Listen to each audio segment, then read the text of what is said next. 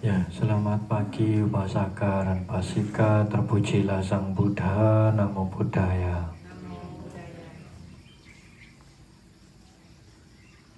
Ada di dalam sutta, Sang Buddha ini menyebutkan bahwa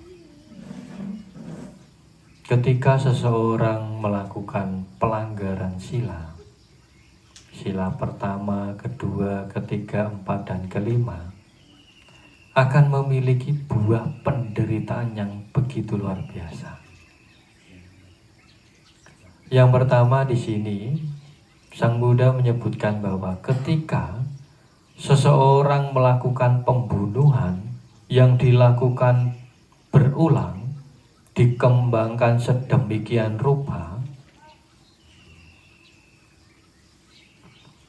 ketika hancurnya jasmani setelah kematian tiba, dia akan terlahir kembali di alam neraka, di alam binatang, di alam hantu menderita.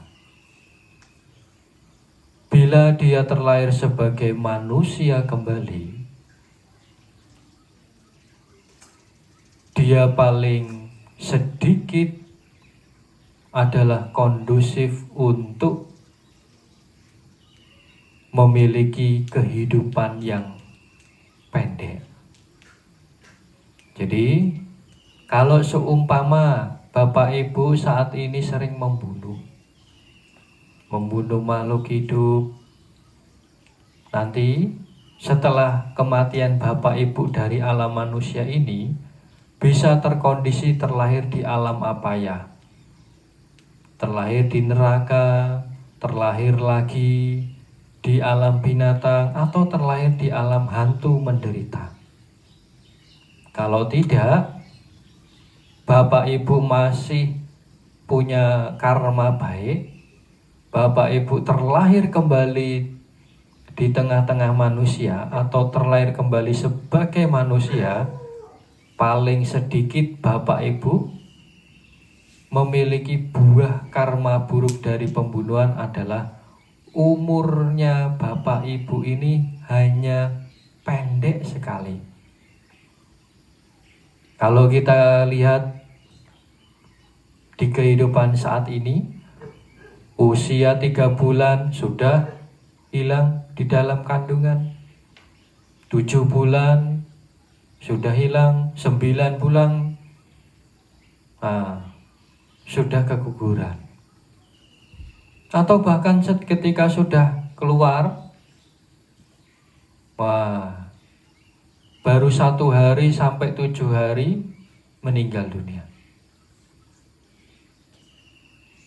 Jadi usianya ini sangat pendek sekali. Atau nanti ketika dia udah tumbuh menjadi anak-anak kecil, usia 1 tahun, 2 tahun, 3 tahun baru meninggal dunia.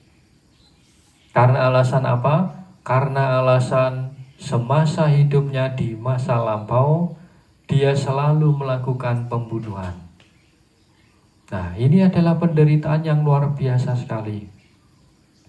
Kalau yang lalu-lalu, saya pernah mengatakan penderitaan ketika seseorang terlahir kembali di alam neraka sangat luar biasa mengerikan.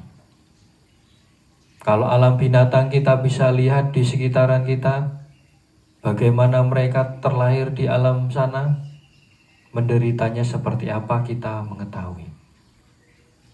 Di alam hantu menderita ini, yang lalu juga saya pernah menjelaskan bahwa beberapa banyak peta, yaitu seperti halnya peta yang busung lapar, perutnya besar, tetapi mulutnya ini sebesar lubang jarum. Setiap detiknya di alam sana, dia terus-menerus terasa kelaparan dan kehausan. Jadi setiap detiknya ini dia menderita luar biasa. Nah, tetapi di alam sana, walaupun dia puasa seperti itu, kalau kita kan bilang puasa ya, tidak makan, tidak minum, hanya makannya sedikit-sedikit, 1 tetes gitu. Tetapi dia tidak mati-mati di alam hantu menderita itu. Karena alasan apa? Karena alasan buah karma buruknya belum habis. Nah, inilah penderitaan ketika seseorang melakukan pembunuhan yang terus dikembangkan, dilakukan berulang-ulang, sehingga bisa mengondisikan Bapak Ibu terlahir di alam apa ya. Kalau seumpama terlahir sebagai manusia, Bapak Ibu paling sedikit mendapatkan usia pendek. Nah, ini pembunuhan. Yang kedua adalah bila mana Bapak Ibu di alam manusia ini mengambil barang yang tidak diberikan di kehidupan saat ini, setelah kematian tiba, Bapak Ibu bisa terkondisi terlahir di alam apa ya? Alam neraka, alam binatang, alam hantu menderita. Kalaupun Bapak Ibu terlahir sebagai manusia kembali, paling sedikit Bapak Ibu akan mendapatkan kehilangan kekayaan. Contohnya seperti apa, Bante? Coba lihat di sekitaran kita. Ada tidak orang yang tadinya kaya raya, yang luar biasa kaya raya, akhirnya jatuh dalam 1 hari saja, dan dia tidak bisa bangkit lagi. Karena apa? Karena kehilangan kekayaannya dia. Bukan dikarenakan pemerintah, bukan dikarenakan kebodohan dia, bukan dikarenakan hal lain. Kalau secara nyata kita melihatnya mungkin karena dia ceroboh, mungkin karena dia ditipu, mungkin karena dia terkena pajak dan lain sebagainya. Tetapi kalau menurut sesuai Dhamma, ini adalah buah karma buruk yang dia harus tuai.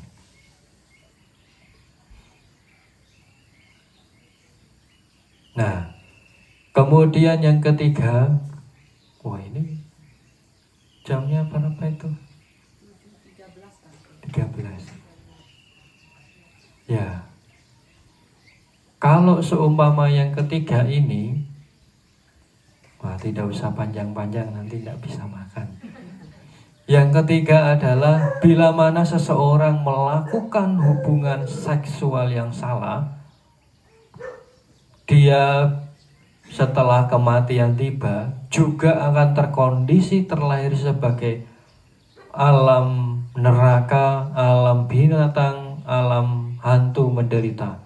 Tetapi bila mana dia terlahir lagi kembali sebagai manusia lagi, paling sedikit dia akan mendapatkan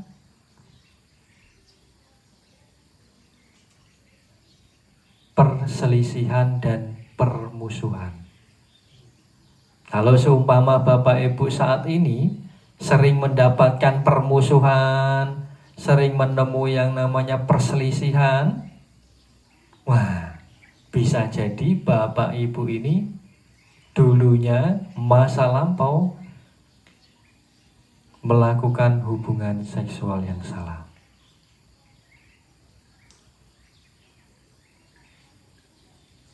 Saya lanjutkan lagi yang keempat, karena masih ada waktu, tidak apa-apa.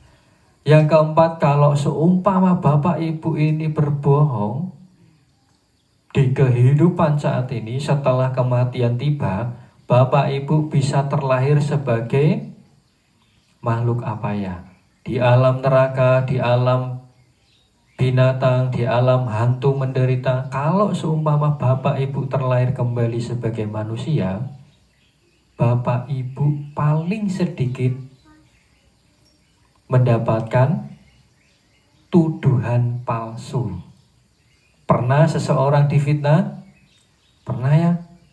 Wah, berarti kita mendapatkan buah karma buruk kita. Karena kita difitnah, oh dasar kamu mencuri, oh dasar kamu seperti ini dan lain sebagainya.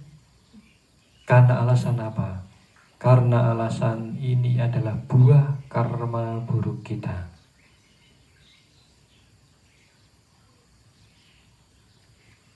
Ini yang keempat. Yang kelima apa?